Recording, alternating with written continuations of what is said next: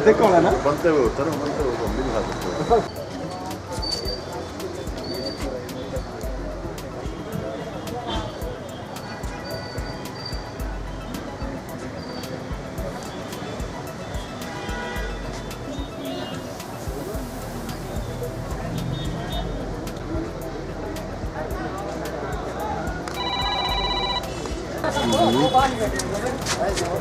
ठीक है।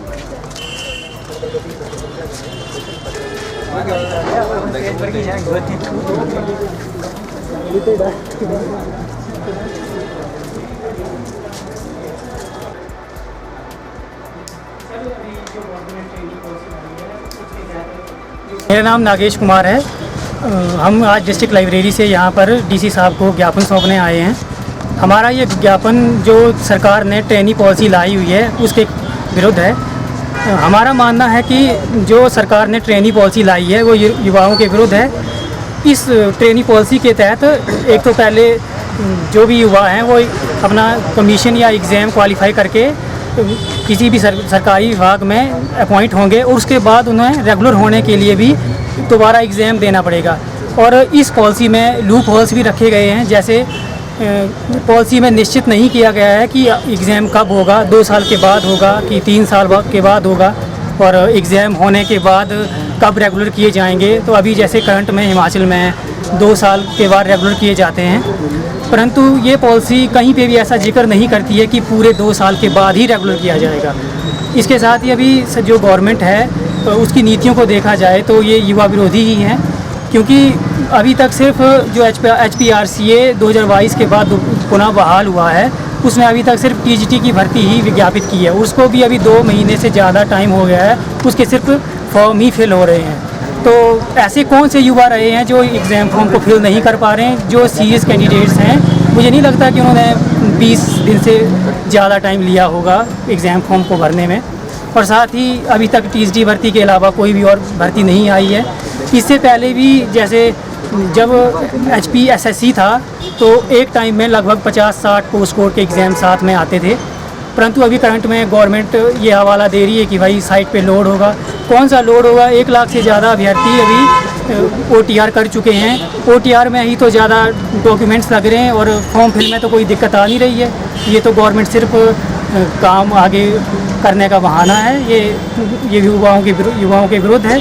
इसलिए हम मांग करते हैं कि गवर्नमेंट को ये ट्रेनिंग पॉलिसी भी वापस लेनी चाहिए और जो युवा विरोधी ये नीतियाँ अपना रहे हैं उनको भी बंद करना चाहिए, और साथ में जो विज्ञापन है भर्तियों का उसको भी जल्दी से जल्दी शुरू कर देना चाहिए। सरकार ने यदि मांग पूरी ना की तो युवाओं का अगला रुख क्या? सरकार को हम 15 दिन का अल्टीमेटम दे रहे हैं। 15 दिन के अंदर अगर सरकार हमारी मांगों पर विचार नहीं करती है तो 15 दिन के बाद उग्र विरोध प्रदर्शन किया जाएगा। पूरे चंबा में हम रैली निकालेंगे और हम सरकार का फिर उसके बाद अगर सरकार उसके बाद भी कोई एक्शन नहीं लेती है तो हम उसके बाद जो अभी मानसून सत्र होने वाला है विधानसभा का उसका घेराव करने के लिए भी जाएंगे। मेरा नाम नेहा शर्मा है और मैं अपने सभी युवा साथियों की तरफ से और जो TGT की तैयारी कर रहे हैं या अदर किसी गवर्नमेंट एग्ज़ाम की तैयारी कर रहे हैं उन सभी साथियों की तरफ से सरकार के समक्ष ये संदेश रखना चाहती हूँ कि सरकार ने जो ट्रेनिंग पॉलिसी लाई है वो युवा हित के बिल्कुल विरोध में है। युवा जो है वो इतने समय से तैयारी कर रहे हैं एग्ज़ाम की। अगर हम कोई ट्रेनिंग भी करते हैं, जैसे कि हमने B.Ed करी तो उसके लिए भी हमें एंट्रेंस देना पड़ा। उसके बाद जब हमने TET क्वालिफाई किया तब भी एंट्रेंस देना पड़ा, और 2 साल की जो हमारी ट्रेनिंग हुई है उसमें हमें TP भी हमने लगाई हुई है, और इसके बाद हम TGT एग्ज़ाम की तैयारी कर रहे हैं। और जो ट्रेनिंग पॉलिसी है उसमें भी 2 साल आप एज ए ट्रेनिंग कंसीडर किए जाएंगे और आपको सैलरी में भी उतने बेनिफिट नहीं दिए जाएंगे। और जो ट्रेनिंग पॉलिसी है उसके बाद भी आपको एक और एग्ज़ाम देना पड़ेगा।